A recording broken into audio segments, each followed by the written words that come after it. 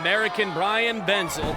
He's in the near lane. Payman Marhe-Ripoor here is in the middle lane, and Olu Fadisare in the far lane. Payman out quick, showing you his athleticism moving in space. As you see at the top, Fadisare really struggling to get that second sack there. He's got a lot of work to get back into this race. Hey, Brian Benzel doing a heck of a job, but here's Payman in that middle lane. He's got a slight edge on Benzel right here. You see a couple of the different techniques here. The strongmen have really been struggling to find that sweet spot. It's almost like the Three Little Bears as we see Payman lose his footing there. You don't want to be too tall, you don't want to be too low. You want to be in the middle so it's just right when you pull this 683-pound cart. Brian Benzel trying to take advantage of the slip by Payman, but you know what? Payman has rebounded nicely.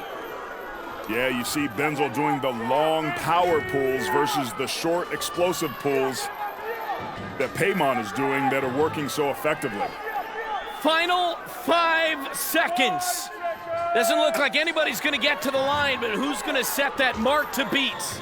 Time's up, and Payman Marhe-Ripoor here in the middle lane wins the heat.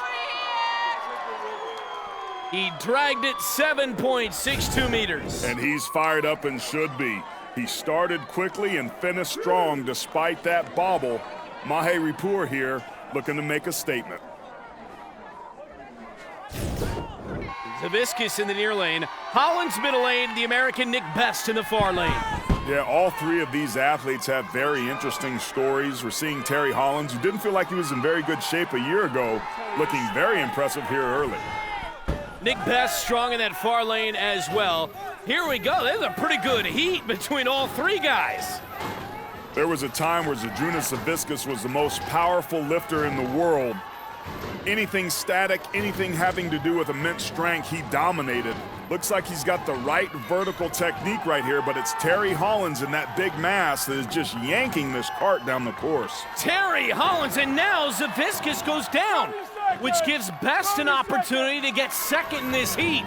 But Terry Hollins is the headliner in this event, the load and drag.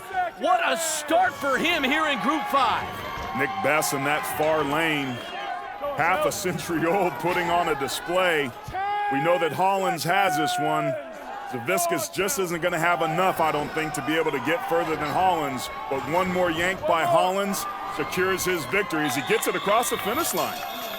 You know, that's a heck of a job by Hollins to kind of stop down and measure it out to see exactly how much time he had and what he would need to do. He's the only person in the group to complete the course, and he does it in 1:14.92. What I liked about Terry, what he did here, not only is a big body, and this is a big man's event, but it was the singular heave-ho motion of the coordinated movement that got it done.